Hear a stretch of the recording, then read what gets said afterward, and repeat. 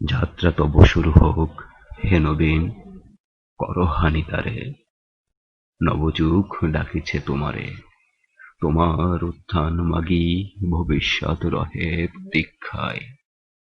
রুদ্ধ বাতায়ন পাশে শঙ্কিত আলোক শিহরায়। সুপ্তি ত্যাজি বুড়ি লও তারে, লুপ্ত হোক অপমান, দেখা দিক শাশ্বত কল্যাণ।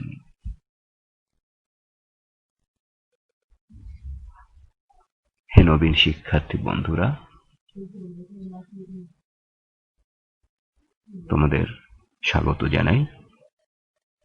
কথা ছিল আমরা একত্রে ক্লাসরুমে পড়ালেখা করব,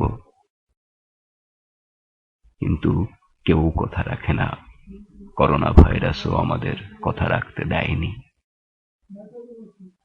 চলো আজকে আমরা বাংলা ভাষা ও সাহিত্য সম্পর্কে কিছু ধারণা গ্রহণ করি।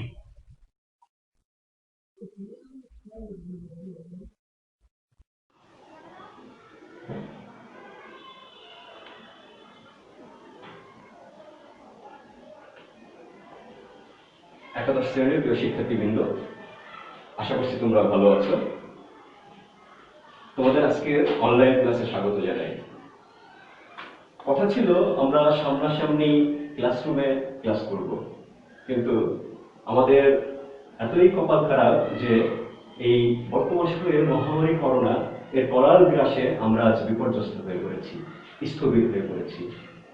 তারপর সময় তো থেমে থাকে না, আমাদের কার্যক্রম ঠিকই এগিয়ে নিয়ে যেতে হবে। তো আমি তোমাদের বাংলা স্যার, আমি তোমাদের বাংলা পড়াবো। তো বাংলা পড়ানোর আগে আমরা যে তোমাদের বইয়ের পাঠ্যসূচি যা আছে সেই বিষয়গুলোর মধ্যে ঢোকার আগে আমরা কি করব, বাংলা ভাষা ও সাহিত্য সম্পর্কে কিছুটা ধারণা নিয়ে নেব। যদি সামনে সামনে ক্লাস হতো সেই ধারণাগুলো আরো অনেক ভালোভাবে দেওয়া সম্ভব হতো। তো সেটা যেহেতু সম্ভব হচ্ছে না, আপাতত যতটা সম্ভব আমরা ততটা বোঝার চেষ্টা করি। দেখো, আমি আজকের বিষয়ে লিখেছি বাংলা ভাষা ও সাহিত্য। তো আমরা বাংলা ভাষা ও সাহিত্য বলতে কি বুঝি? ভাষা তো বুঝি আমরা যে মনের ভাব প্রকাশ করার মাধ্যমকেই ভাষা বলে। তো আমরা বাংলা ভাষায় মনের ভাব প্রকাশ করে থাকি। তো ওই মনের ভাব প্রকাশ করার মাধ্যমটাই হচ্ছে ভাষা। আর এই ভাষা, আমাদের বাংলা ভাষা আজ যেমন আমরা কথা বলছি, আগে কিন্তু এরকম ছিল না, অন্যভাবে কথা বলা হতো। হয়তো আজ থেকে অনেক বছর পরেও এইভাবে কথা বলা হবে না, কেননা ভাষা নদীর মতো বহমান, সে বয়ে চলে আর সঙ্গে সঙ্গে তার পরিবর্তন সাধিত হয়। যাই হোক, এই বাংলা ভাষা কিসের থেকে আসলো, কোন ভাষা থেকে উৎপত্তি হলো, কোন ভাষা গোষ্ঠীর মধ্যে ছিল, সেসব বিষয়ে আমরা পরবর্তী সময়ে জানবো। বিশেষ করে যখন দ্বিতীয় পত্র শুরু করবো তখন ভাষা সম্পর্কে বিস্তারিত আলোচনা করব। এখন আমরা বাংলা সাহিত্য বিষয়ে বেশ কিছু আলোচনা করার চেষ্টা করবো। সাহিত্য কাকে বলে? সাহিত্যের মধ্যে আমরা লেখকের জীবন দৃষ্টি, তার জীবনাভূতি, বিভিন্ন বিষয় পেয়ে থাকি। রবীন্দ্রনাথ ঠাকুরের মতে যে একের সঙ্গে অন্যের সহিত মিলনের মাধ্যমই হচ্ছে সাহিত্য। তাহলে সাহিত্য কি করে একের সঙ্গে অন্যের মিলন ঘটাতে সক্ষম হয়। তো এটা হচ্ছে সাহিত্যর একটা সংজ্ঞাটা রবীন্দ্রনাথ ঠাকুরের মতে। তো আমি তোমাদের যেটা করবো সেটা হচ্ছে আপাতত এই বাংলা সাহিত্য তার যে বিষয়টা কি, মানে যুগ বিভাগ রয়েছে, এই যুগ বিভাগটা কেমন, বাংলা সাহিত্য আমরা কখন থেকে শুরু হচ্ছে, আমরা কখন থেকে বাংলা সাহিত্যকে পেলাম। তো 650 খ্রিস্টাব্দের কথা, সে অনেকটা আগের কথা। তখন আমরা পেয়েছিলাম চর্যাপদ। চর্যাপদ পেয়েছি, এর পরে কিন্তু তার রচনাকাল শুরু হয়েছিল 650 খ্রিস্টাব্দে। সেই 650 খ্রিস্টাব্দ চর্যাপদের রচনাকালকে হচ্ছে আমরা কি পাই, যুগ বিভাগের প্রাচীন যুগ। তো এটা আমরা দেখি যুগ বিভাগের ব্যাপারটা। প্রাচীন যুগ ছিল হচ্ছে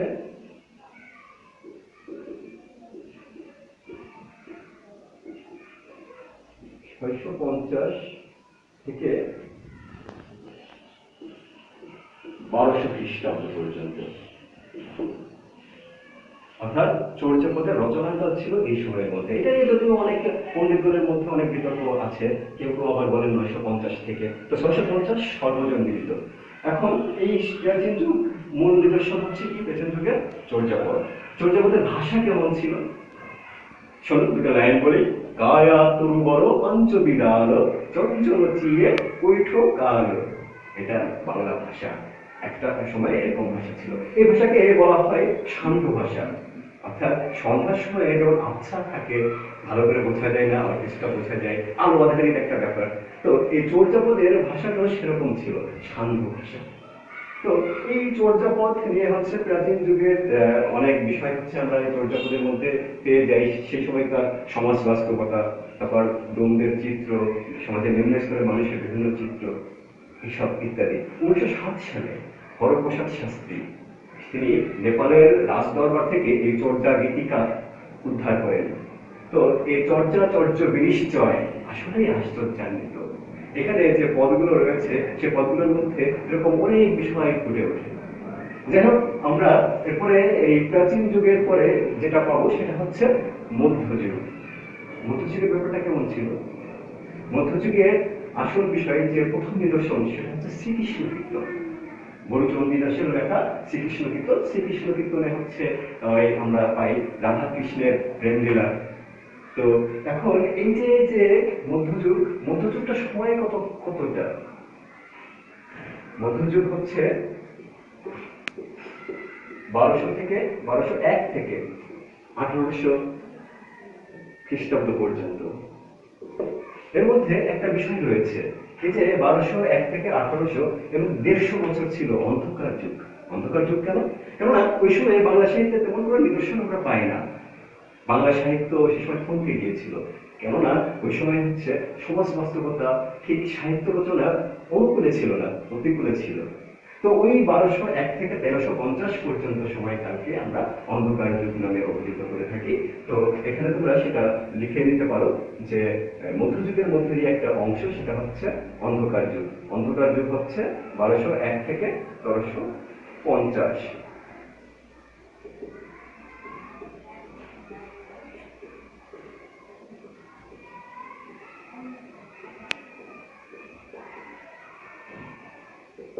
এই 1201 থেকে 1350 পর্যন্ত হচ্ছে আমাদের অন্ধকার যুগ। এটা মধ্যযুগের মধ্যেই পড়ছে। আর এরপর আধুনিক যুগ শুরু হয়। আর আধুনিক যুগের বিষয়টা হচ্ছে, দেখো আধুনিক যুগে যাওয়ার আগে আরো যে একটা কথা বলি, এই মধ্যযুগে যে শ্রীকৃষ্ণ কীর্তন পেলাম আমরা, এরপর আরো অনেক জিনিস পেয়েছি। আমরা হচ্ছে মঙ্গল কাব্য পেলাম, অনুবাদ সাহিত্য পেলাম, প্রভৃতি বিষয়। তো গুরুত্বপূর্ণ একটা বিষয় রয়েছে বৈষ্ণব পদাবলী, যেখানে শ্রীকৃষ্ণ কীর্তনের শেষ, অনেকে বলে থাকেন সেইখান থেকেই বৈষ্ণব পদাবলীর আরম্ভ। বৈষ্ণব কবিগণ তারা যে সাহিত্য রচনা করেছেন, তারা যে পদগুলো, যে কবিতাগুলো রচনা করেছেন, তার মধ্যে বিভিন্ন রস দেখতে পাই আমরা। সাহিত্যের বিভিন্ন রস রয়েছেন, 9টি রসের কথা তারা উল্লেখ করে গিয়েছেন। এর মধ্যে আমরা শৃঙ্গার রস, বাৎসল্য রস, বীর রস, সূক্ষ্ম রস প্রভৃতি রসের উল্লেখ পেয়ে থাকি। তো যদি বৈষ্ণব পদাবলীর কথা বলি, সেখানে আর এক রকম ভাষার সৃষ্টি হয়েছিল, ব্রজবুলি ভাষা। আমাদের এই বৈষ্ণব কবিগণ ব্রজবুলি ভাষা সৃষ্টি করেছিলেন, যেটা হচ্ছে মৈথিলি আর বাংলা সংমিশ্রণে হয়েছিল। তো এভাবে করে এই মিথিলার কবি বিদ্যাপতি, তার যে বর্ষা বিরহ, সেই বিরহের কথা তার লেখার মধ্যে আমরা সুস্পষ্ট করে দেখতে পাই। যেমন এই সুখী হামারি দুঃখের নাহিওর, হে মরা বাদর মাহ ভাদর শূন্য মন্দির অমর। অর্থাৎ কবি যে বর্ষা বিরহ, সেই বিরহের কথা এখানে তিনি বুঝাচ্ছেন। আর বিরহের মর্মস্পর্শী ফুটে উঠেছে জ্ঞান দাসের কবিতাতেও। যেমন যদি বলি আমরা এরকম, রূপ লাগি আঁখি ছুড়ে গুণে মনোভোর, প্রতি অঙ্গ লাগি কান্দে প্রতি অঙ্গ মোর, হিয়ার পরশ লাগি হিয়া মোর কান্দে, পরাণ প্রীতি লাগি ক্ষীর নাহি বান্ধে। এরকম অঢের অঢের পদ রয়েছে, কবিতা রয়েছে, যেগুলো আমাদের মনকে আসলে উত্তেজিত করে এবং হচ্ছে আনন্দ প্রদান করে। এগুলোই সাহিত্য, এর মধ্যে বিরহের মধ্যে একটা ভালো লাগা রয়েছে। এরপর মঙ্গল কাব্য, যেটা একটু বলছিলাম, চণ্ডী মঙ্গল, মনসা মঙ্গল প্রভৃতি মঙ্গল কাব্য আমরা পেয়েছি। এরপর অনুবাদ সাহিত্য, রোমান্টিক প্রত্যাখ্যান, সেই নাম শুনেছ ইউসুফ জুলেখা, লায়লা মজনু, এসব রোমান্টিক প্রত্যাখ্যানের অংশ। এরপরে যদি আমি বলি যে আরো বেশ কিছু মোহকলার নাম শুনে থাকবে। মোহকলার ব্যাপারটা কেমন ছিল? নায়ক নায়িকার প্রেমানুভূতি এভাবে ব্যক্ত হচ্ছে। শোনো, জল ভরা সুন্দরী কন্যা, জলে দিছ ঢেউ, হাসি মুখে কমলা কথা, সঙ্গে নাই মোর কেউ। নায়িকা বলছে, নাহি আমার, নায়িকা কি বলছে? নাহি আমার মাতা পিতার বহু সুন্দর ভাই সুখের দৌলা বইয়া ভাই বেড়ায়। তো এটা পানা এই সময় অনেক রকম বলা হয়েছিল। ময়মনসিংহ গীতিকার কথা হয়তো তোমরা শুনে থাকবে, সেখান থেকে আমরা এই সমস্ত বিষয় পেয়ে থাকি। এখন এরপর কবিয়ালদের সৃষ্টি হয়েছিল, তারা কবিযুক্ত করতো গানের মাধ্যমে, বইটা অর্থাৎ হইত। তো অ্যান্টনি ফিরিঙ্গি নামক এক বিখ্যাত কবিয়াল রয়েছেন, যার কয়েকটি লাইন না বললেই নয়। তার বিখ্যাত সেই কবিগান, খ্রিস্টে আর খ্রিস্টে কিন্তু ভিন্ন ন্যায় রে ভাই, শুধু নামের ফেরে মানুষ ফেরে এও কথা শুনি নাই। আমার খোদা যে হিন্দুর হরিষে, ওই দেখ সামনে দাঁড়িয়ে আছে, আমার মানব জনম সফল হবে যদি আমি চলন পাই। এটা কবিয়ালদের বিষয় ছিল, মানে অ্যান্টনি ফিরিঙ্গির রচনা ছিল। তো সেই বিষয়ে আমরা দেখো, প্রথমত হচ্ছে আমরা যুগ বিভাগ নিয়ে কথাবার্তা বলছি, এবং এই যুগ বিভাগের মধ্যে আমরা দেখতে পাচ্ছি প্রথমে চৌরিটা পদ পেলাম, এরপর মধ্যযুগে শ্রীকৃষ্ণ কীর্তন পেলাম, তারপরে বৈষ্ণব পদাবলী, এরপরে হচ্ছে মঙ্গলকাব্য, অনুবাদ সাহিত্য, এরপর রোমান্টিক আখ্যান প্রভৃতি বিষয় তোমাদেরকে একটু একটু করে ধারণা দেওয়া হচ্ছে বাংলা সাহিত্যের সূচনা থেকে এই পর্যন্ত সময়কার। এরপরে যদি আমি যাই যে মধ্যযুগের পরে কোন বিষয়, আধুনিক যুগ। আধুনিক যুগের সময়কাল কত বলো? আধুনিক যুগের সময়কাল হচ্ছে 1800 পর্যন্ত ছিল হচ্ছে মধ্যযুগ, অর্থাৎ ওর পর থেকে 1801 থেকে বর্তমান সময়কে বলা হয় আধুনিক যুগ। আধুনিক যুগে আবার দুটি পর্যায় রয়েছে। তো এখন দুটি পর্যায় হচ্ছে কি, 1801 থেকে 1860 পর্যন্ত একটা পর্যায়, আর 1860 থেকে বর্তমান সময়কে আরেকটি পর্যায়ে বিভক্ত করা হয়। তো এটা হচ্ছে বাংলা সাহিত্যের যুগ বিভাগের বিষয়। এখন এই আধুনিক যুগের বিষয়টা কেন আধুনিক? দেখো, যদিও আমরা সেই সুপ্রাচীন কাল থেকে কথা বলে আসছি সেই গদ্য রীতিতে, কিন্তু আমাদের সাহিত্যে গদ্য রীতি ছিল না। আমরা সাহিত্যে হচ্ছে সবসময় হচ্ছে বস্ত ব্যবহৃত হয়েছে। এখন এই যে আধুনিক যুগ অর্থাৎ 1801, এই 1801-এ এই অর্থাৎ 19 শতকে যখন আমরা প্রবেশ করছি, তখন হচ্ছে আমরা গদ্য দেখতে পাচ্ছি বেশি পরিমাণে।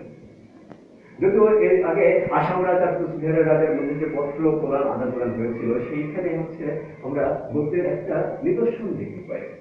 সার্থক গদ্য গড়ে ওঠে এই 19 শতাব্দীতে এসে। 1800 সালে কি হলো, শ্রীরামপুর মিশন প্রতিষ্ঠা হলো, সেখানে থেকে হচ্ছে বেশ কিছু গদ্যের প্রচলন পাওয়া গেল। এরপরে হচ্ছে 1801 সালে ফোর্ট উইলিয়াম কলেজে বাংলা বিভাগ প্রতিষ্ঠা পেল। ফোর্ট উইলিয়াম কলেজটি প্রতিষ্ঠা হয়েছিল 1800 সালে, কারণ তখন ইস্ট ইন্ডিয়া যে কোম্পানি ছিল আমাদেরকে শাসন করতো, তখন ইস্ট ইন্ডিয়া কোম্পানির কর্মচারীদের বা কর্মকর্তাদের হচ্ছে দেশীয় ভাষা শিক্ষাদানের জন্য তারা কি করলো, যে ফোর্ট উইলিয়াম কলেজ হলো, সেখানে বাংলা বিভাগ প্রতিষ্ঠা করা হলো, এবং উইলিয়াম কেরি হচ্ছে সেখানকার প্রধান হয়ে নির্বাচিত হলেন। তারপরে হচ্ছে ওই বাংলা বিভাগ থেকে আমরা হচ্ছে মৃত্যুঞ্জয় বিদ্যালয়, গোরখনাথ শর্মা, অনেক লেখককে পেয়েছি যারা হচ্ছে আমাদের অনেক সুন্দর সুন্দর বই উপহার দিয়েছেন, হিতোপদেশ, বত্রিশ সিংহাসন, তারপরে রাজা প্রথমের প্রচলিত ইত্যাদি ইত্যাদি। তো যাই হোক, এই যে আমরা যেটা পেলাম, সেই তোমার ফোর্ট উইলিয়াম কলেজের প্রেক্ষাপটে আমাদের আধুনিক বাংলা সাহিত্যের যাত্রা শুরু হলো। সেখানে হচ্ছে আমরা গদ্যের প্রকাশ পাচ্ছি। এখন এই গদ্যের যে একটা আলোড়ন সৃষ্টি হলো, অর্থাৎ গদ্যের মাধ্যমে মানুষের মনের কথা, সমাজের কথা, লেখকের জীবনানুভূতি প্রভৃতি বিষয় প্রকাশ পেতে থাকে। তো এরপরে হচ্ছে এই গদ্যের উত্তরণের ফলে আস্তে আস্তে করে আমরা কি পেলাম, প্রবন্ধ পেলাম, তারপরে পেলাম উপন্যাস। তো এই উপন্যাস পেলাম। উপন্যাসের কথায় যদি আমরা আসি, উপন্যাসের কথা আমি পরে যাই, তার আগে এই যে গদ্য হলো, এর মাঝে তো আরো কাজ চলছে। এরপর হচ্ছে কবিতার আর একটা আঙ্গিক চলে আসবে। কবিতার নতুন আঙ্গিকের কথা যদি আমরা বলি, তাহলে হচ্ছে মাইকেল মধুসূদন দত্তের কথা আনতেই হবে। মাইকেল মধুসূদন দত্ত একাই বাংলা সাহিত্যকে 100 বছর এগিয়ে দিয়েছেন। তিনি বাংলা সাহিত্যে নতুন কবিতার একটা বিষয় নিয়ে আসলেন, যেখানে হচ্ছে অনেক রকম ছন্দের প্রয়োগ করলেন, এবং আরেকটা বিষয় রেনেসাঁস, নবজাগরণ। এর আগে সাহিত্যগুলোতে ম্যাক্সিমাম ক্ষেত্রে আমরা দেখতে পাই যে সেখানে কি হয়েছে, দেবদেবী নির্ভর সাহিত্য রচনা হয়েছে। এই মাইকেল মধুসূদন দত্ত এসে তিনি কি করলেন, তিনি হচ্ছে আগের সমস্ত কিছুকে ভেঙে ফেললেন, পয়েন্ট সমস্ত রীতিকে একেবারে কি করে ফেললেন, তছনছ করে ফেললেন। এরপর হচ্ছে তিনি অমিতাভ ছন্দের মাধ্যমে তারপরে হচ্ছে কি করলেন, বিভিন্ন গ্রন্থ রচনা করলেন। মাইকেল মধুসূদন দত্তের কাছ থেকে আমরা বাংলা সাহিত্যের প্রথম সার্থক মহাকাব্য পাই। মহাকাব্যটির নাম হয়তো তোমরা অনেকেই শুনে থাকবে, মেঘনাদ বধ কাব্য। সেই মেঘনাদ বধ কাব্যের একটি অংশ, ক্ষুদ্র অংশ তোমাদের পাঠিত আছে, রিভিশনের প্রতি মেঘনাদ। সেটা আমরা এরপরে জানবো, ওইটা যখন করতে যাবো তখন। তো আমি সেই মেঘনাদ বধ কাব্যের যদি একটা বিষয় ধরি, যে বীর রস, এটা রসের কথা বলছিলাম, যে এই মাইকেল মধুসূদন দত্ত মেঘনাদ বধ কাব্য রচনা করেছেন বীররসের মাধ্যমে। বীররসকে এখানে, বীররসকে এখানে তিনি কি করেছেন, উপস্থাপন করেছেন। যেমন শোনো এরকম, ছাড়দার যাব অস্ত্রাগার পাঠাইব রামানুজে সমন ভবনে, লঙ্কার কলঙ্ক আজি ভঞ্জিব আহবে, বীররস। আবার এরকম যদি বলি বীররসের লেখা আরো আরো পরবর্তী লেখকদের মধ্যে, হ্যাঁ সেক্ষেত্রে বিদ্রোহী কবিতার কথা বলতে হয় কাজী নজরুল ইসলামের। বলবীর বল উন্নত মমশির, শির হারি আমার এই নত শির, ওই শিখর হিমাদ্রির আমি চির দুর্দম দুর্বিনীত নৃশংস, মহাপ্রলয়ের আমি নটরাজ, আমি সাইক্লোন, আমি বীররস। যে কবিগণ যে কবিতা রচনা করেন, কবিতা লেখেন, সৃষ্টি করেন, তার মধ্যে বিভিন্ন রসের প্রকাশ পায়, সিঙ্গার রস, পুরী রস, পাচ্ছদ রস, সক্ষ রস প্রভৃতি। কখনো বা আবার আমরা দেখতে পাই পরামস্তকতা, জীবনানন্দ দাশ, হাজার বছর ধরে আমি পথ হাঁটিতেছি পৃথিবীর বুকে, শিখর সমুদ্র থেকে নিষ্ঠের অন্ধকারে মালয় সাগরে। এরকম প্রভৃতি বিষয়ে আমরা এখানে তুলে ধরতে পারি, কিন্তু সেটা তুলতে গেলে আমাদের কি হয়ে যাবে, সময় আর বেশি পরিমাণ অতিবাহিত হয়ে যাবে। এটা আমরা পরবর্তী সময়ে অবশ্যই জানবো, শিখবো। এরপর দেখো, এই যে সাহিত্য ইয়ে চলছে আমাদের, কি বলে, গবেষণা হোক, রচনা হোক বা সৃষ্টি হোক, যাই হোক না কেন, এই যে বাংলা এখানে সাময়িক পত্র বের হয় আর কি, সাময়িক পত্রগুলো বেশ একটা ভূমিকা রয়েছে। সেই সাময়িক পত্রগুলো আমরা সেই দিগদর্শন পত্রিকা পাবো, জনজাত মাসম্যান তিনি হচ্ছে এটাকে কি করেছিলেন, প্রথমে হচ্ছে তার মাধ্যমে এটা প্রকাশ পায়। তারপরে হচ্ছে আস্তে আস্তে করে আমরা সংবাদ প্রকাশ, সংবাদ কৌমুদিনী, এই সমস্ত সাহিত্য কি বলে পত্রিকা এখন বা সাময়িক পত্র, এখানে বিশেষ করে এই সাহিত্য বিষয়ে আলোচনায় বেশি পরিমাণে ছিল। তো লেখকের যে জীবনাদর্শন এবং জীবনানুভূতি এবং কোনো বাস্তব কাহিনী অবলম্বনে যখন কোনো শিল্প সৃষ্টি হয়, তখন সেটার নাম হচ্ছে উপন্যাস। তো এই যে অর্থাৎ লেখকের জীবন দর্শন, জীবনানুভূতি নিয়ে বর্ণনাত্মক যে শিল্পকর্ম প্রতিষ্ঠিত হয় বা সৃষ্টি হয়, সেটাকে আমরা হচ্ছে উপন্যাস বলি। এখন এই উপন্যাসের কথায় আসলাম যখন, তখন হচ্ছে তোমাদের উপন্যাস সম্পর্কিত কিছু কথা তো বলতেই হবে। বাংলা সাহিত্যের প্রথম উপন্যাস হচ্ছে আলালের ঘরের দুলাল, পেরিচাঁদ গুপ্তের লেখা। কিন্তু ওটা সার্থক উপন্যাস নয়, কেননা হচ্ছে উপন্যাসের যে কাঠামো, সেই কাঠামোটা এখানে একটা দুর্বলতা রয়েছে।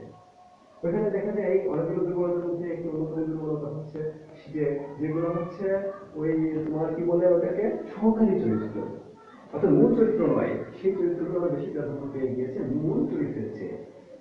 বাংলা সাহিত্যের প্রথম সার্থক উপন্যাস পাই আমরা বঙ্কিমচন্দ্র চট্টোপাধ্যায়। সেই সার্থক উপন্যাসটির নাম হচ্ছে কি, যোগেশ নন্দিনী। যাই হোক, বাংলা সাহিত্যের এই যে উপন্যাসের সৃষ্টি হলো, তারপরে হচ্ছে আমাদের সে কথা বলতে পারি আমরা ছোট গল্প। ছোট গল্প বাংলা সাহিত্য অনেক পরে প্রবেশ করেছে। সার্থক ছোট গল্পকার হচ্ছেন রবীন্দ্রনাথ ঠাকুর। সেই রবীন্দ্রনাথ ঠাকুরের কথা যদি বলি, রবীন্দ্রনাথ ঠাকুর ছোট গল্পের যে কাঠামো হবে, ছোট গল্পের যে বৈশিষ্ট্য, সে সম্পর্কে কয়েকটি কথা বলেছিলেন। যেমন ছোট প্রাণ, ছোট ব্যথা, ছোট ছোট দুঃখ কথা। এই যে বর্ষা যাপন কবিতা এটা, আর এই বর্ষা যাপন কবিতার যে অংশটি, সেই কিছু অংশ এখানে হচ্ছে তোমাদের ছোট গল্পের সংজ্ঞা হিসেবে তিনি তুলে ধরেছিলেন। এই কবিতার মধ্যে, এই সংজ্ঞার্থের মধ্যে তিনি আরো বলছেন এরকম করে, সহস্র বিস্তৃত রাশি প্রত্যহ যেতেছে ভাসি, তাই বুঝে কি উপস্থিত নাহি বর্ণনার ছটা, নাহি ঘটনার ঘন ঘটা, নাহি তত্ত্ব, নাহি উপদেশ। অন্তরে অতৃপ্তি রবে, সাঙ্গ করি মনে হবে, শেষ হয়ে হইল না শেষ। এটা ছোট গল্প। যাই হোক, ছোট গল্পের পরে হচ্ছে আমরা নাটক পাই। নাটকের মধ্যে হচ্ছে বিভিন্ন ধরনের নাটক হয়ে থাকে, রস প্রধান, ভাব প্রধান, রূপক নাটক, তারপর হচ্ছে ওই ট্র্যাজেডি, পূর্ণ নাটক ইত্যাদি ইত্যাদি। তো নাটকের কথা যদি বলি তাহলে হচ্ছে বেশ অনেক নাটকই তো রয়েছে, তার মধ্যে মুনীর চৌধুরীর কথা না বললেই নয়। নাটক মানে এই নাটক সাহিত্যের কথা যদি বলি তাহলে মুনীর চৌধুরীর কথা আসবে, রবীন্দ্রনাথের কথা আসবে, প্রভৃতি রাইটার রয়েছেন। তো মুনীর চৌধুরীর রক্তাক্ত প্রান্ত উল্লেখযোগ্য একটি নাটক। দেখো, নাটকে হচ্ছে সংলাপ একটা গুরুত্বপূর্ণ বিষয়। নাটকের ক্ষেত্রে সংলাপটা খুবই তাৎপর্যপূর্ণ। মুনীর চৌধুরীর সংলাপ রচনা দেখো কেমন: আমি এত কষ্টের আগুনে পুড়ে, মনের বিষে জল জল হয়ে, এত রক্তের তপ্ত স্রোত সাঁতরে পার হয়ে তোমাকে পাওয়ার জন্য ছুটে এলাম, আর তুমি কিনা ঘুমিয়ে পড়লে। এটা জহিরা বেগম ইব্রাহিম গাজীকে উদ্দেশ্য করে বলছি। ইব্রাহিম গাজী তখন ছিল কারাগারে আহত অবস্থায়। জোহরা বেগমকে দেখে ইব্রাহিম গাজী মারা গিয়েছে, তার উদ্দেশ্যে এরকম সংলাপ জোহরা বেগম দিচ্ছিলেন। তো এটা নাটকের সংলাপ, রক্তাক্ত প্রান্তর নাটকের উল্লেখযোগ্য নাটক।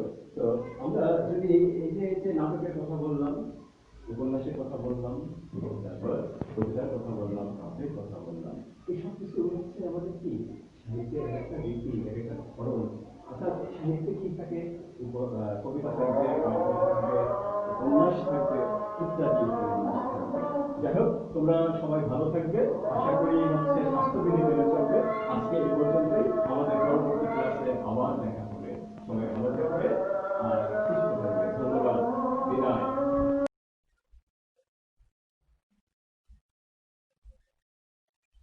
আজকের ক্লাসের পঠিত বিষয় সম্পর্কে তোমরা ভালো করে আয়ত্ত করবে এই প্রত্যাশাই করছি। আর এই ক্লাস থেকে যদি কোনো বিষয় বুঝতে কারোর কোনো সমস্যা হয় বা কোনো কিছু জানার থাকে, তাহলে আমার সঙ্গে যোগাযোগ করলে আমি অবশ্যই বুঝিয়ে দেবার বা জানিয়ে দেবার চেষ্টা করব। সবাই ভালো থাকবে, সুস্থ থাকবে। আজ এ পর্যন্তই, বিদায়।